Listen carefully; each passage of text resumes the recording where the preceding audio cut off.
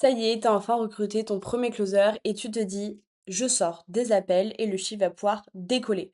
Je délègue cette partie, comme ça je me concentre uniquement sur la création de contenu et sur mes clients. Et sur le papier, t'as entièrement raison.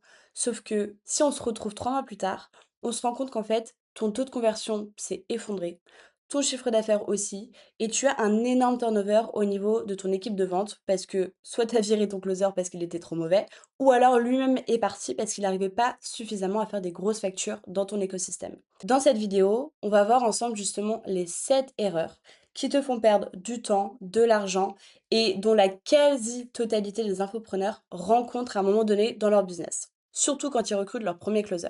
Et d'ailleurs, reste bien jusqu'à la fin parce que la septième, c'est celle dont personne ne parle et pourtant c'est celle qui flingue le plus ton business. L'erreur numéro 1, c'est que quand on commence à faire un certain chiffre d'affaires, on se dit, ok, bon, c'est le moment pour moi de déléguer la partie closing, et sur le papier d'ailleurs, tu as entièrement raison, donc je vais recruter un closer. Erreur numéro 1, c'est que recruter avant d'avoir maîtrisé parfaitement le closing, c'est une erreur. Pourquoi? Si tu n'as jamais closé sérieusement, si tu l'as un petit peu fait comme ça sur le tas, en fait, tu sais pas exactement à quoi ressemble un bon appel. Donc, comment tu veux juger un closer si toi-même tu ne sais pas exactement, ok, qu'est-ce qui a foiré, qu'est-ce qui a bien fonctionné, au contraire, qu'est-ce qui fonctionne d'habitude mais qui là, dans ce cas précis, n'a pas fonctionné, mais c'est ok, c'est peut-être une exception, tu n'en sais rien. Par exemple, est-ce que 20% de taux de closing pour un closer, c'est bon? Bah, tu sais pas, ça dépend si c'est de la VSL, du trafic chaud. 20%, bah, ça dépend sur le nombre de leads qui a été pitché. En fait, toutes ces données-là, tu ne les as pas parce que tu ne t'es pas suffisamment formé sur la partie closing et c'est pour ça que c'est d'abord le premier goulot d'étranglement. Donc, avant de déléguer une compétence que tu ne maîtrises pas, il faut d'abord que tu deviennes expert à minima dedans. La deuxième erreur, c'est de recruter au feeling, ébloui par un CV qui est extraordinaire parce que le mec parle bien, présente bien, etc. Si jamais tu fais passer un entretien à un closer, il va parler hyper bien, il va te dire que bah il a collecté 200 000 euros de cash le trimestre dernier, etc. Et il a confiance en lui, ça se ressent. Évidemment qu'il parle bien. Le but, c'est qu'il vende. Donc, s'il ne sait pas lui-même bien se vendre, c'est qu'il y a déjà un problème quelque part. Le problème, c'est qu'un bon vendeur en entretien n'est pas forcément un bon closer sur le terrain et c'est pour ça que c'est primordial déjà de recruter quelqu'un avec qui ça peut faire un bon fit. Tu vas recruter en le mettant sur le terrain. Par exemple, soit tu fais des roleplays avec lui et tu vas lui balancer une objection dont ton avatar a l'habitude de te sortir pour voir un petit peu comment est-ce qu'il réagit. Ou même le mieux, c'est de le mettre devant des cas concrets en le mettant directement sur le terrain. Donc en fait, de lui permettre de prendre un ou deux appels de closing, pas forcément pour voir s'il va closer, mais déjà pour voir sa posture. Comment est-ce que lui se sent par rapport à cet avatar? Est-ce qu'il le comprend? Est-ce qu'il sait l'écouter? Et est-ce qu'il pose des questions qui sont pertinentes? Et déjà, tu vas pouvoir voir peut-être quelques red flags et soit tu ajustes, soit tu vois très vite que au final, c'est pas forcément le bon profil et tu vas pouvoir en fait ajuster et recruter d'autres closers. Erreur numéro 3, c'est de négliger le fit offre-audience. Qu'est-ce que j'entends par là? C'est la croyance de se dire que un bon closer est bon partout. En réalité, closer une offre, par exemple en fitness pour des femmes à 2 000 € et closer une offre à 15 000 € pour de l'immobilier ou pour de la finance, ça n'a rien à voir. Et un closer qui est bon dans l'un n'est peut-être pas forcément bon dans l'autre, parce que ça demande un niveau de sophistication qui est complètement différent, un traitement d'objection qui est pareil, très différent, un rythme, une posture, enfin en fait, tout change. Et c'est pour ça qu'un closer qui cartonne dans la vente en fitness n'est peut-être pas si excellent que ça sur une offre d'investissement ou de bourse ou de B2C. Et c'est pas forcément parce qu'il est mauvais, c'est juste qu'il ne connaît pas forcément ni ton univers, ni la psychologie de ton audience. C'est pour ça qu'il faut absolument, quand tu recrutes, de recruter quelqu'un qui a déjà soit une petite expertise dans la niche dans laquelle tu es présente, ou alors à minima qui a un intérêt. Et par exemple, je m'occupe en ce moment d'un infopreneur qui propose en fait un accompagnement pour investir en bourse. Et le critère numéro un pour recruter un closer, c'est est-ce qu'il est familier avec la finance ou avec l'investissement? Est-ce que lui-même investit, même des petites sommes, mais au moins pour voir si déjà à minima, il s'intéresse à la niche. Parce que si c'est pas le cas, quand il va avoir un prospect en face de lui, ça va être très compliqué d'être vraiment crédible. L'erreur numéro 4, c'est de mal structurer la rémunération. Alors celle-ci, s'il vous plaît, tous les infopreneurs qui regardent cette vidéo, elle est très vicieuse parce que Le métier de closer, on est payé à 10 de commission à peu près.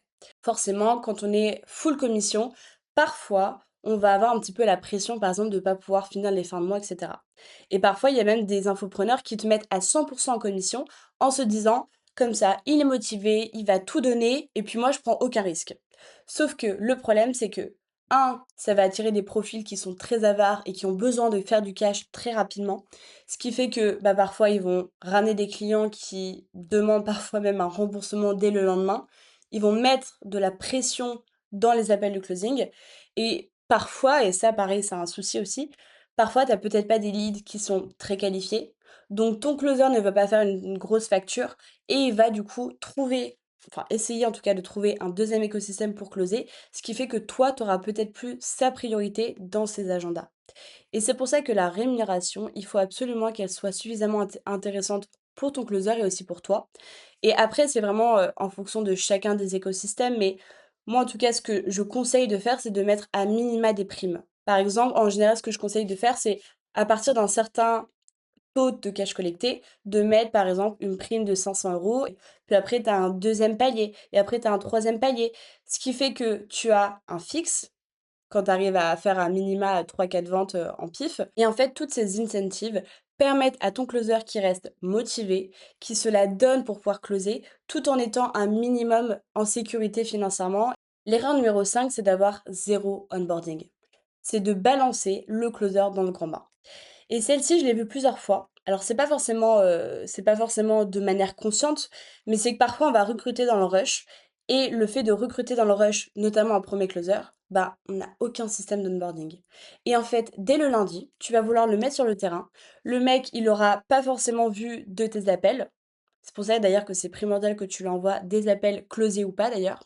Il sera pas forcément très sensible à ton avatar client, à ton offre, à ce que tu proposes. Et très souvent d'ailleurs, la première semaine, elle est catastrophique. Et c'est pour ça qu'un closer, même excellent, il a besoin de s'imprégner de ton offre, de tes objections, de ta tonalité, des preuves et des témoignages clients. C'est pour ça que c'est très important que, avant même de recruter, tu puisses préparer un vrai onboarding, une séquence de découverte, un traitement d'objection, une structure de pitch, que tu lui envoies des appels et même à la rigueur que tu fasses un ou deux roleplays avec lui, au moins pour pouvoir le mettre directement sur le terrain. Et ensuite, tous les jours, tu vas réécouter ses appels les premières semaines pour lui faire en fait des ajustements. Et de cette manière-là, lui sera plus confortable et tu pourras faire plus de ventes. Erreur numéro 6, c'est de ne pas définir de KPIs. Alors celle-ci, pareil, elle est trop souvent sous-estimée parce que très souvent, on va recruter et après on va disparaître. On se dit: «Hop, j'ai délégué, je n'ai plus à m'occuper de rien». Sauf que déléguer, ce n'est pas exclure le contrôle, bien au contraire. Comment est-ce que tu veux définir si quelqu'un est bon en vente si tu ne suis pas les chiffres derrière? Moi, il y a une phrase que je me dis tout le temps, c'est que tout ce qui est mesurable et traquable peut être optimisé et amélioré sur le long terme. Et si toi, en tant qu'infopreneur, tu ne suis pas un minimum les chiffres et que tu ne fixes pas d'objectif à ton closer, tu ne pourras jamais performer et augmenter ton chiffre d'affaires sur le long terme. Il faut que tu puisses suivre le taux de closing, le taux de cash collecté, quelles sont les objections qui reviennent le plus souvent, réécouter ces appels encore et encore, voir la qualité du remplissage du CRM. Est-ce que le mec fait bien son follow-up? Quel est par exemple le cycle de vente dans mon business? Quelle est la proportion de leads qui sont chauds, tièdes ou froids? Qu'est-ce qui me ramène le plus de trafic? Est-ce que c'est la VSL où j'arrive le plus à closer? Est-ce que je fais le plus de ventes en organique? Et en fait, tous ces éléments te permettent d'être encore plus spécifique dans ton marketing. Et la septième erreur, la plus compliquée, c'est de rendre responsable de tout ton closer. Et c'est la plus coûteuse, et c'est d'ailleurs celle dont personne ne parle, c'est de faire porter à ton closer toute la responsabilité. Qu'est-ce que j'entends par là? Si ton taux de conversion est bas, au lieu d'accuser le closer, d'abord regarde au niveau du marketing, au niveau de la qualité des leads, au niveau du tunnel de vente. Peut-être que les leads, au final, ne correspondaient pas forcément à ton offre et que tu vas peut-être virer un closer qui était bon, qui avait des bonnes compétences. Tout ça parce que tu as pas su faire la différence entre closer et acquisition. Et c'est pour ça que c'est très important que tu puisses vraiment pouvoir, encore une fois, piloter vraiment l'ensemble de la chaîne parce que sinon, tu peux faire des erreurs très coûteuses. Et il y a un deuxième point, c'est que il y a ton éthique et ta réputation qui rentrent en compte. Ton closer, c'est la première vitrine de ton business. Si tu ne mets pas un closer qui, à minima, représente ton écosystème, tes valeurs, ta vision, en fait, c'est ta réputation qui en prend un coup. Et c'est pour ça que recruter un bon closer qui puisse te représenter, c'est primordial. Et on l'oublie trop souvent. Donc, on récapitule. Recruter un closer, c'est pas forcément trouver quelqu'un qui fit assez bien et à qui je peux balancer tous mes leads. C'est d'abord maîtriser le closing, recruter, onboarder et ensuite piloter. Parce que un closer qui est bon et qui devient excellent parce que tu sais justement gérer tout le maillon de la partie vente, bah, en fait, c'est un énorme levier de performance.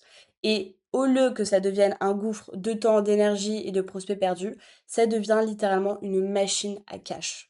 Et aujourd'hui, si tu te rends compte que tu ne maîtrises pas suffisamment bien le closing, ou alors que justement tu as envie de recruter et de déléguer le pôle sales, mais que tu sais pas trop comment le faire, tu pas envie de perdre de temps, écris-moi, on se fait un appel, on voit ta situation, on voit ce que tu peux mettre en place ou ce que tu as déjà essayé de mettre en place et je verrai justement comment est-ce que je pourrais t'aider sur cette partie-là. C'était Margot, ciao.